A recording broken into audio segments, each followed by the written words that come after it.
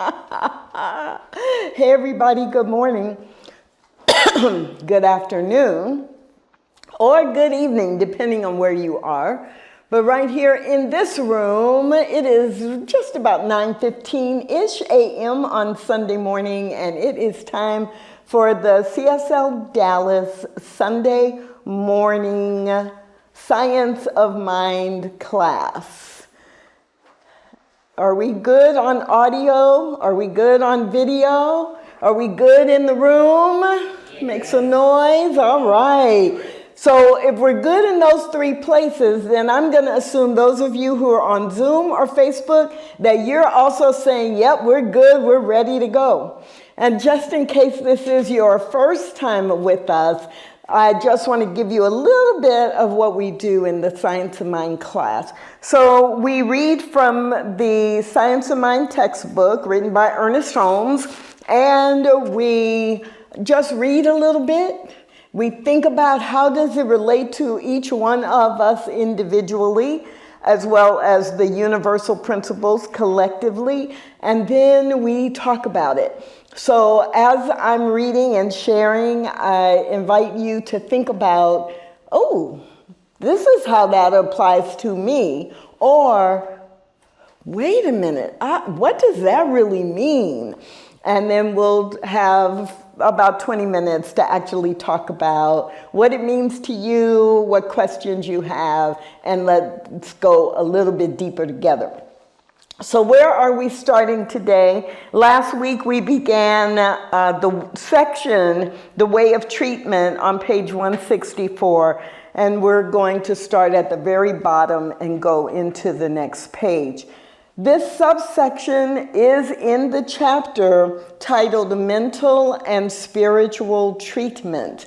And so it's a chapter that is really focused on how we use our mind and our thoughts to be in alignment with spiritual law in order to treat a condition or a situation in a way that will result in a new condition or a new situation.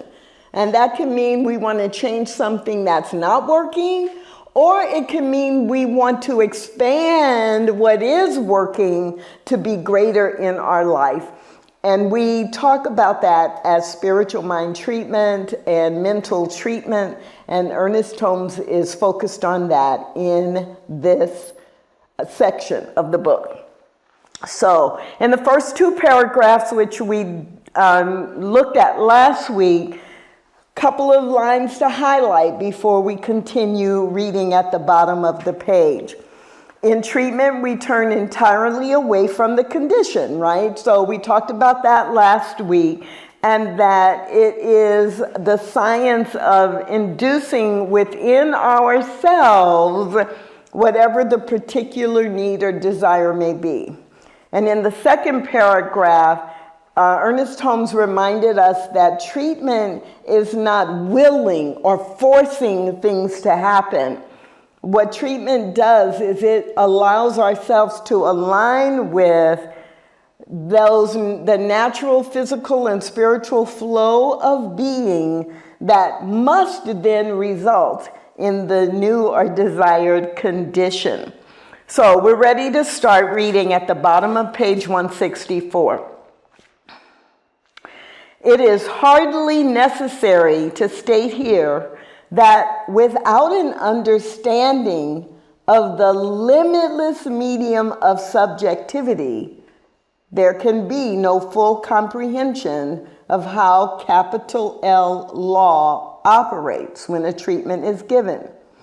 Unless we understand the threefold nature of both humanity and the universe as active consciousness, spirit,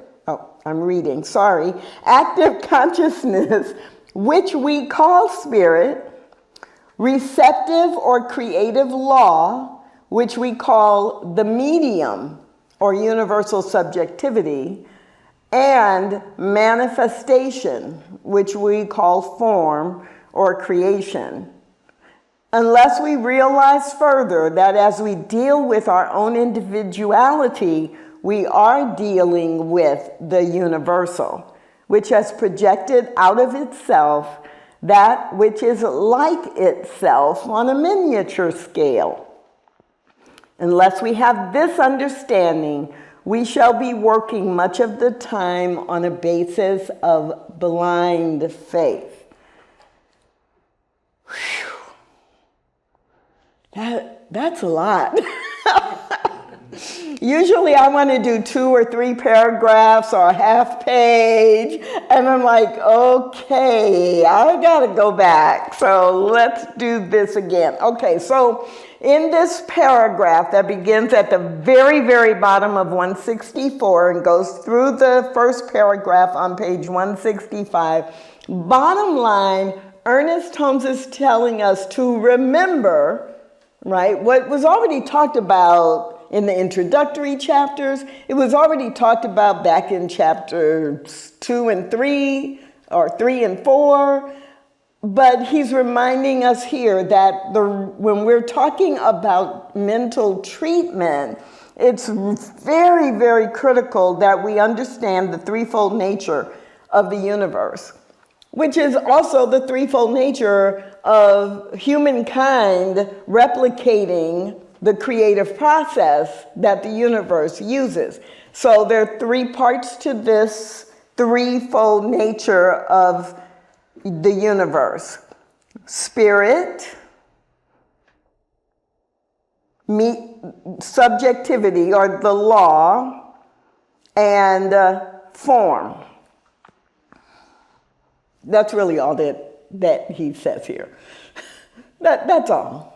He just uses a lot of words that sound like, ooh, this is really serious, I better think about it. But, right, and if you're familiar with the CSL, the Science of Mind teaching symbol, right? Close up of the earrings, Richard, close up of the earrings. If you think about the Science of Mind teaching symbol, and I have 2 earrings on this week. For anybody who noticed last week, I only had 1. The teaching symbol has 3. The teaching symbol, when we visually look at it, has 3 layers, right? And so spirit, law, form, or effect, or body, right? And that's all that Ernest Holmes is saying here in a lot of words. So I'm going to read it again, but no, it's not as complicated as it sounds. It is hardly necessary to state here that without an understanding of the limitless medium of subjectivity, there can be no full comprehension of how law operates when a treatment is given. Unless we understand the threefold nature of mankind and of the universe, number one, there's an active consciousness which we call spirit. First cause, intention, active consciousness, we call it spirit. Number 2, there is receptive or creative law, which we call the medium or universal subjectivity.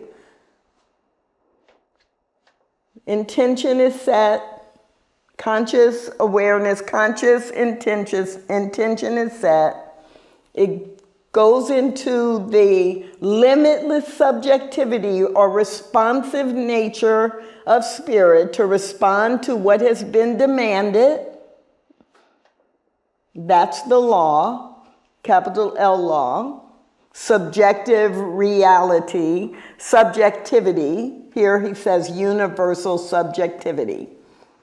And then number 3, manifestation, which we call form, or the effect, or the body. So, yes, unless we understand the threefold nature of both humankind and the universe as number 1, active consciousness, which we call spirit. Number 2, receptive or creative law, which we call the medium or universal subjectivity. And number 3, manifestation, which we call form or creation. Unless we further realize that as we deal with our own individuality, we are actually dealing with that within the universal, which has projected out of itself that which is like itself. I have been created by a universal idea or intention. I am the result of that. And I have been made in the spiritual likeness and image of that which created me. That's what that means. And it has projected out of itself that which is like itself on a miniature scale. Unless we have this understanding, we shall be working much of the time on a basis of blind faith. So it's okay, it will work if you say, oh, Dr. Petra gave this great talk, and so I just believe it, even though I don't understand it. Or it will still work, but you would be working from blind faith, not from understanding. And it's great when you understand, because when you understand, you can actually use it when you need to use it. Simply, it's more than just something that I memorized or something that I heard someone else say. It's like, oh, I've got it. So now I can really talk about it from who I am and from what I know. Now, the blind faith part is great. It works. You just can't use it as readily or as powerfully. And some of you have heard me talk about my relationship with Thomas Troward. I knew what I was reading with Thomas Troward was important, but I didn't understand it and I could not explain it. So I would read it and I would feel like, I know that really means something. I don't know what it means, but I know it's good. And then I memorized a few Thomas Troward quotes, but I was really operating on an intuitive knowing that it was important and probably true, but it was blind faith that it was important and probably true. And every time I would clean out or purge my books, I would put my hand on Edinburgh lectures, and I would be like, I don't understand this book. I've read it 4 times, but I really don't get it. I should put it in the go to half price books box. And I would lean over and it would be like, no, you can't get rid of this book. It's really important. And that was probably over about a 20-year period before I finally really had someone explain it to me in a way I could understand. And I'm so glad I kept the book. So I say all of that to say, don't totally disregard blind faith. Don't totally disregard operating from a place of faith that you're not able to explain, because your inner knowing knows it's important. But it's better when you get to the point where you actually do understand it, can explain it, and can use it when you need to use it. Okay, let me scan the next paragraph. It's really long. Let's see if I want to read it or if we just want to talk about the first paragraph. We're going to read the next one because it has examples in it. And then we'll get ready with your questions, your examples, and we'll dive in. So the first full paragraph on page 165, beginning in the middle of the page. As an illustration of the importance of this understanding, take the following. Suppose a man in New York wired a practitioner in Los Angeles explaining that he had been unable to sleep for weeks and that he wished treatment for insomnia. How would the practitioner go about this? The practitioner in Los Angeles knows that the man in New York fails to sleep because there is lack of peace in his consciousness. There's a mental disturbance, and so the mind keeps working all night. The practitioner begins to think peace about this man. He does not say, or she does not say, now John, supposing the man's name is John. John is peaceful. The practitioner does not send out thoughts nor suggestions. The practitioner realizes in their own mind the truth about this man. The practitioner treats the practitioner for the patient always. The practitioner begins to pour the uplifting truth into the practitioner's own mind. John sleeps in peace. John wakes in joy. John lives in good. There's no fear. There's no worry.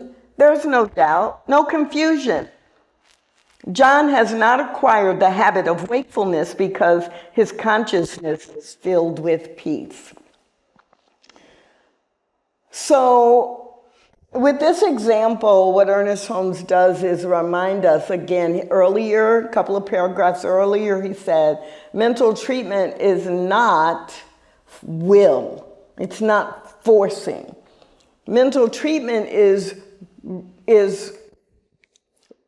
bringing together, bringing into alignment the universal truth for yourself or for the person who you are doing treatment for, and you're creating an alignment with the universal truth.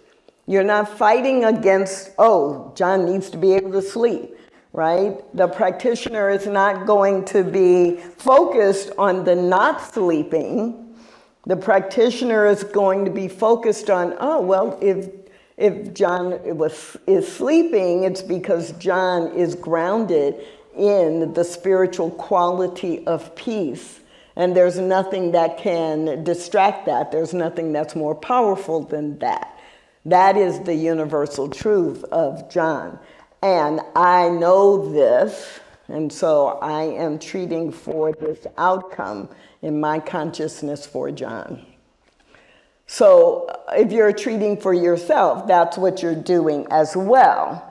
I know that, what are the threefold nature that's in that top paragraph, right? A conscious decision or a conscious attention that is then the order is placed in the universal subjective receptivity. And third, then it forms into something tangible I can see, taste, touch, or experience.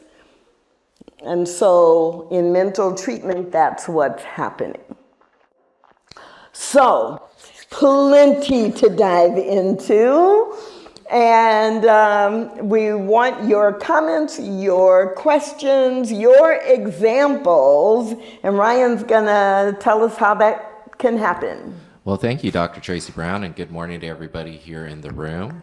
And good morning to all those who are joining us via Zoom and all over the globe on Facebook Live. We love seeing you and hearing from you as well. And as Dr. Tracy had mentioned, this is a time for an engaging discussion. So we want to hear from you. For the folks here in the room, just raise your hand. And I've got Darlene in the back. She's got a hold of the microphone. She'll hand it over to you so that the folks online can hear you. And then for those who are joining us in the Zoom room, you can hit the raise your hand icon located down below under the More and Reactions tab. And I see we already have one. Must be a juicy conversation about to happen. And for all those who are in Facebook land, we'd love to hear from you too. Make sure to tell us where you're watching us from today, and also your questions and comments, and I'll bring those into the room. I always like to mention that I keep the chat anonymous just so we can continue to have a safe container for spiritual growth. So how about we start here online first? I think that's a great idea. All right. Armando, do you want to go ahead and unmute yourself, Armando, and join us? Good morning, Dr. Tracy Brown. Good morning, Armando Cantu. This is a great talk right now because lately with my nonprofit, I've been experiencing through uncharted waters right now. Everything is kind of murky, but yet I continue to keep with my spiritual disciplines and treatments. And in my head, I feel like there's a tennis match going back and forth. On one side, it's all my spiritual affirming and knowing my truth, and then on the other side of the on the other side is the inner critic telling me all these negative things, and it's going back and forth. Yet I am able to see it from above, and I'm still able to create and monetize and come up with ideas to keep going.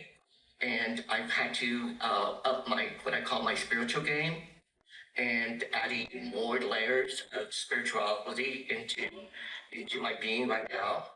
And I've seen it work because all of a sudden a volunteer from years ago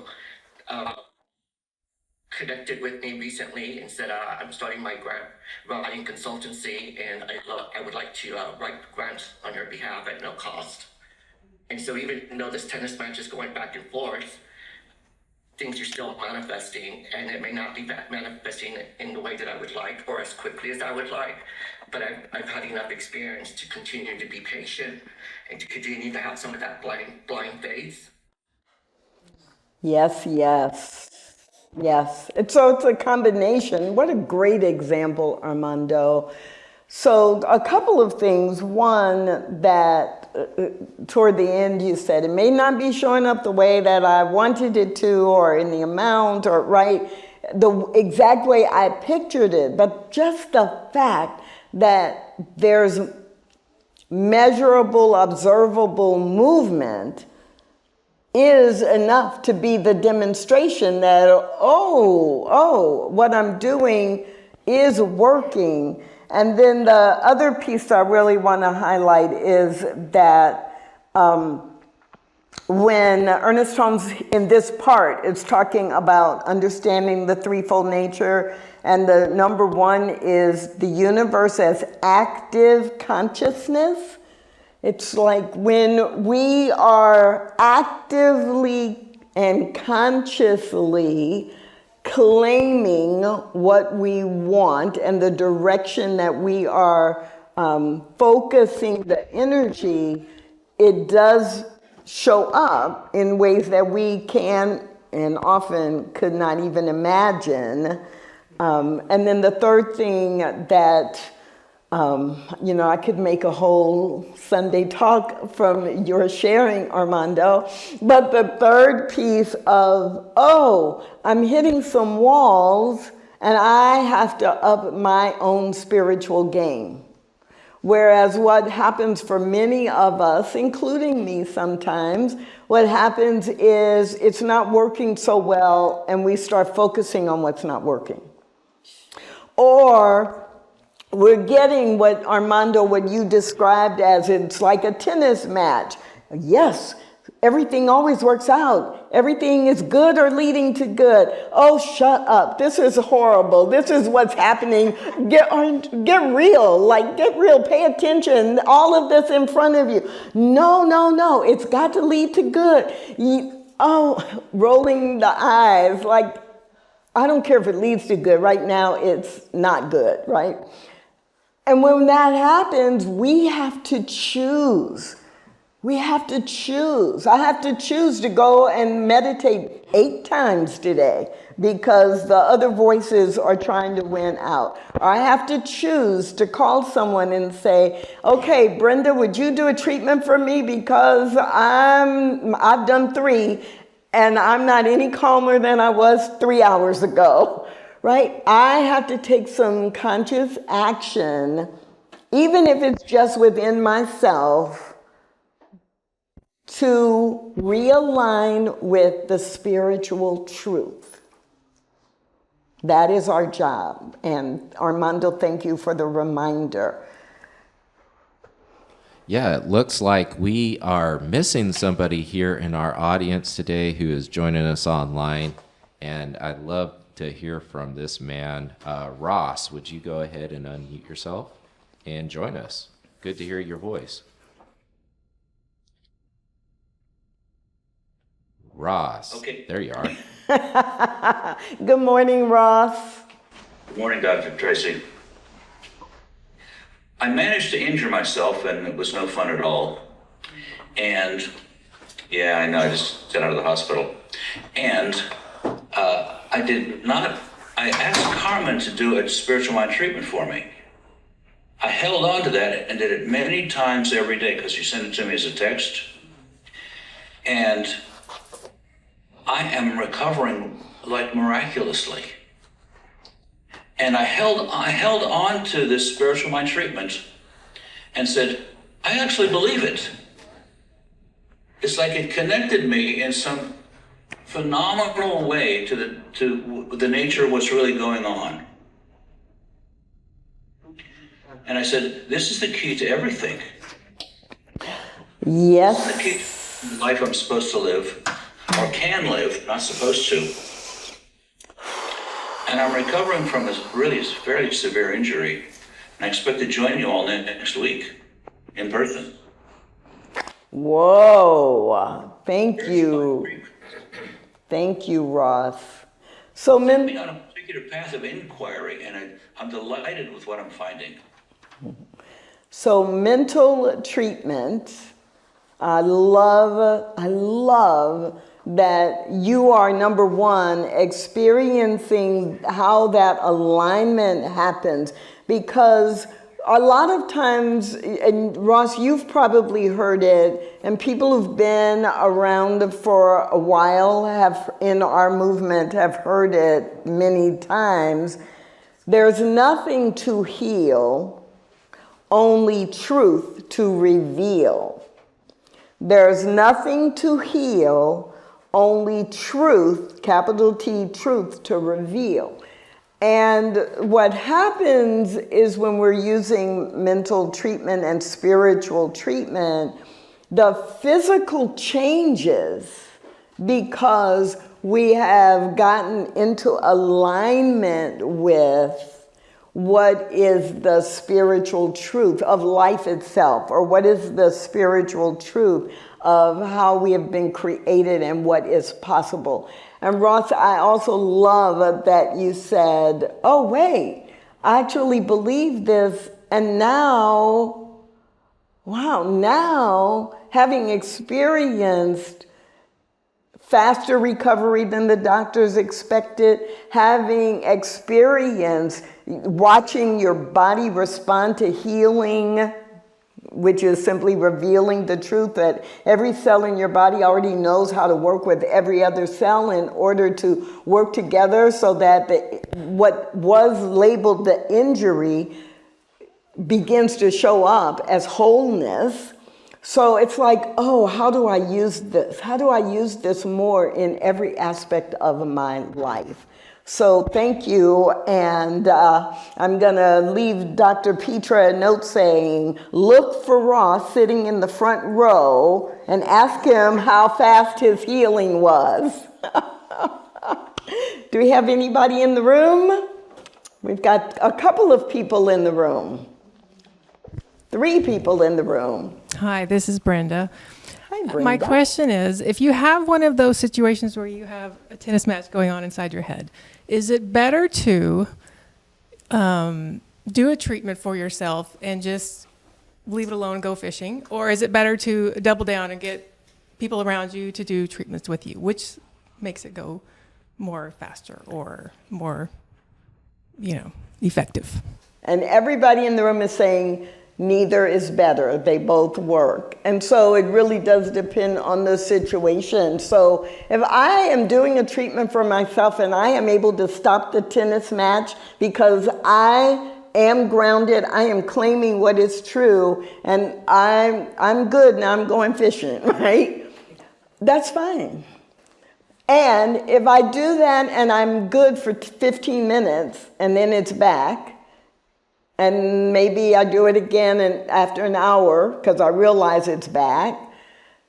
Okay, fine. And then maybe 3 times a charm kind of. And the third time, a couple hours later, and I'm like, I'm still unsettled. I'm still hearing both, and it's distracting me from what I need to do. then I'm probably going to call somebody. I'm going to text someone and say, hey, I'm not going to go through all the drama that my brain is creating, but I'm going to ask for what I want them to treat for. What does the answer to the prayer look like? They don't need to know all of what happened that led up to this. They need to know what I want them to focus on, right? And then trust that it's done and see how I feel. But neither one is better or worse. It's circumstantial. And anything else I want to say about that? Yeah, no.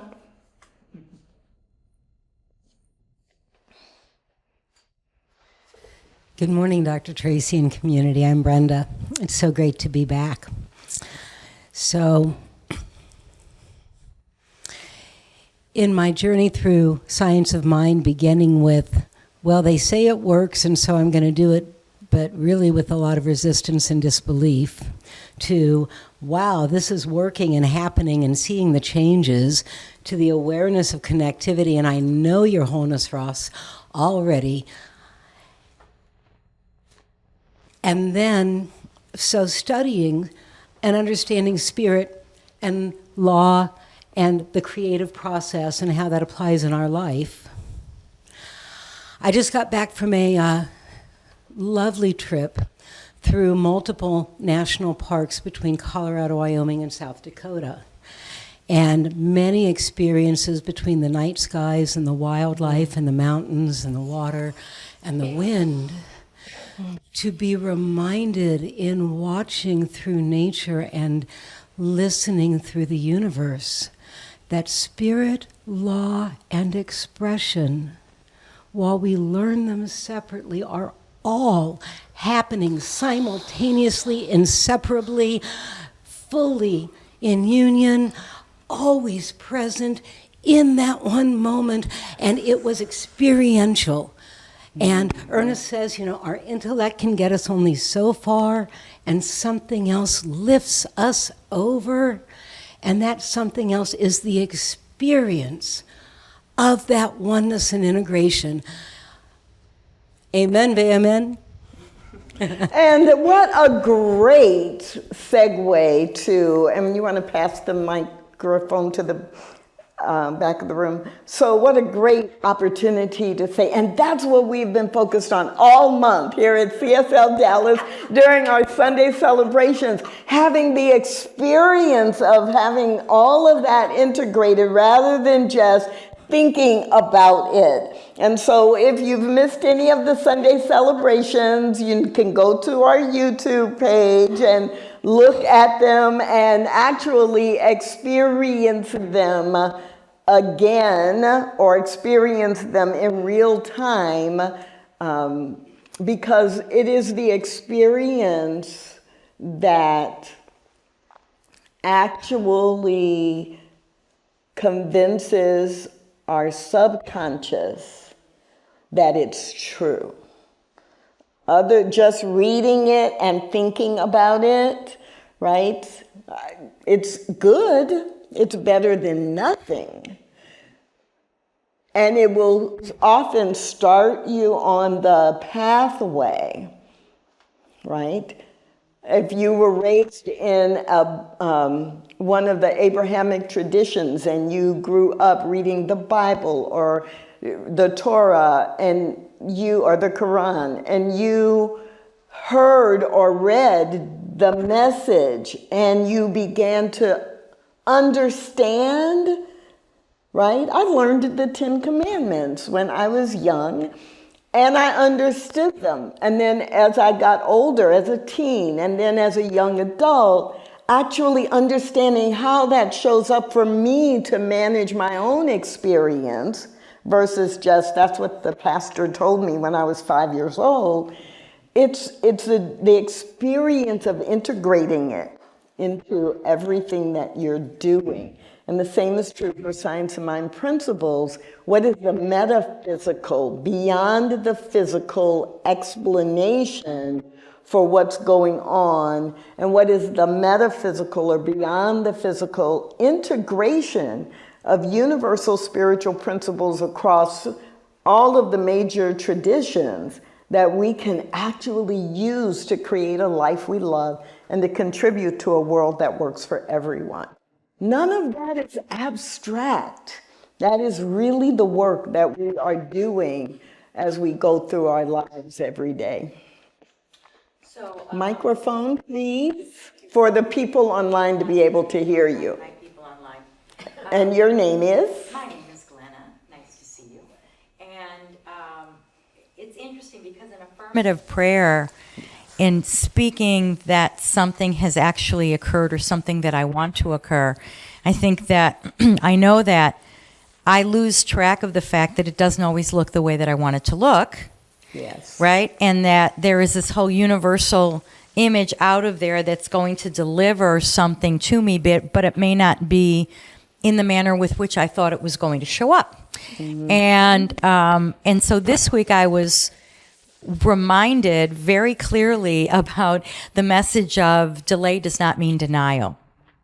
And that was really, really powerful. So I'll share with you the what, because some of you have heard the story, but it's very interesting. So I finished a book, getting ready to launch the book. My launch date was September the 9th, getting everything ready and excited and hallelujah, yeah. And I send the promotion to somebody that I know and love dearly. And my book is about a game I developed while my mom had dementia. And it's how you have a relationship with somebody that has dementia. And this friend of mine says to me, "Oh, did you know that Bruce Willis's wife is launching a book on dementia on September the 9th, which was the date I was going to do it," right? And your mouth is exactly what I looked like. And I had this like, oh shoot moment going, oh my God, what does this mean? And I gave myself about 10 minutes of a pity party. And then went into kind of gear, and my one of my friends called me and said, "Delay is not denial. This is happening for a bigger reason." And I didn't want to hear it at that time.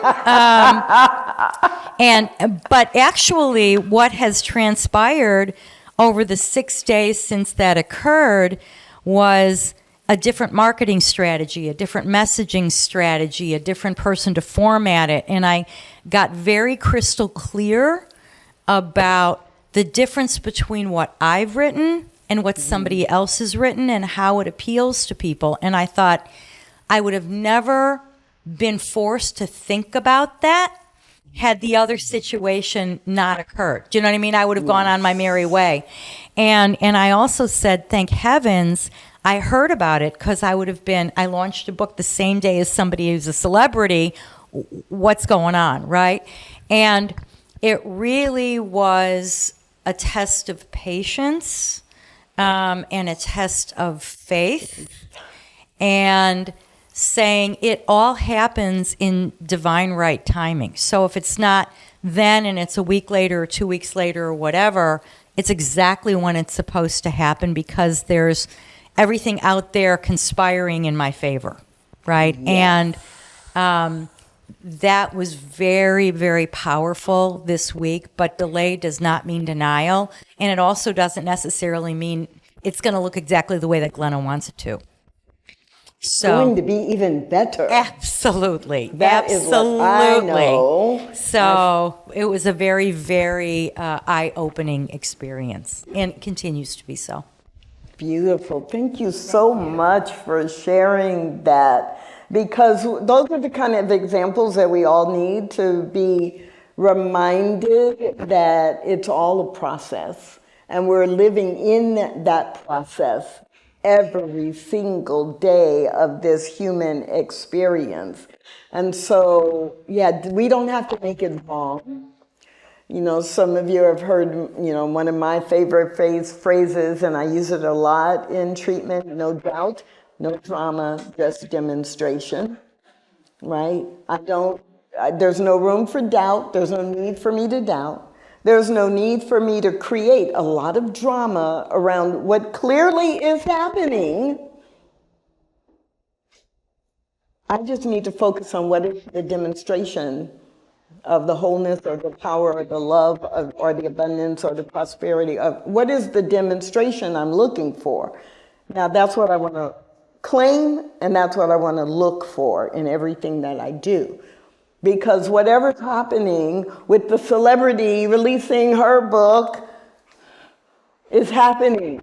I don't have any control over that, and it doesn't have anything to do with me, but I know for my book is going to be a bestseller. It's going to change people's lives. It is coming out at the right time to help the people who need it. And I can hardly wait to be out there marketing and promoting and being on radio shows and podcasts. And right, it's like, what's the demonstration I want? And let the universe take care of the how we get there. So, wow, these are great. One final check online. Anybody online? You got like 30 seconds to hit that button and let Ryan see you, because we are moving to close out our time together. We always spend a few minutes giving you an update on what's going on at CSLDallas. So Ryan, would you do that, please? Yes, I will. Thank you, Dr. Tracy, and thank you guys for joining us today. And if you like what you hear, or you might be wondering about what it means to be a member here at CSLDallas, I want to invite you to our next Sunday Membership Matters, where it's an orientation. We get to talk to you about what CSL Dallas is, how it functions in its leadership, and especially where is your place to shine, because we are a volunteer-driven organization. So we'd love to have your talents and your gifts here with us. So join us next week. It starts right after the Sunday celebration. There is a light lunch involved with it, so you don't have to go anywhere. You can just stay right here, eat some light lunch, and then stay for the presentation with Dr. Petra and Carmen. Also, with that being said, we do have a member ritual that happens on Sunday, September 28th. It's a beautiful ritual that we do in our celebration just to welcome all the people who decide that they feel that this is their spiritual home. So I invite you to come and do that. And lastly here, I have the Art and Science of Spiritual Mind Treatment, which is a course that's going to be an online-only course, and that's going to be starting here September 9th. And it's a great way to go past the affirmation and really dive deeper into what a spiritual mind treatment is, how it works for you in your life, and how it can help you to realize your true manifestation, similar to what we've been talking about here today, but a much deeper dive. So that's going to be led by Abe Sivas. And again, that's starting on Tuesdays, September 9th. So other than that, we have our celebration coming up. Do you want to talk about our musical jamboree we're about to have? This whole month we've been doing experiences, and today the theme is music, the pathway to the soul. And so get ready to join us and have your soul step out of hiding, guided by some amazing music. Dr. Petra will be back on next Sunday to lead the class and to speak. So be here for that. She'll be coming back rested and well-traveled, and so her energy level is going to be off the charts high. You don't want to miss it. And if we have anybody here in the room who's here for the first time, please let us know. We have a welcome gift for you. And yes, raise your hand so that Darlene can provide you with a welcome gift.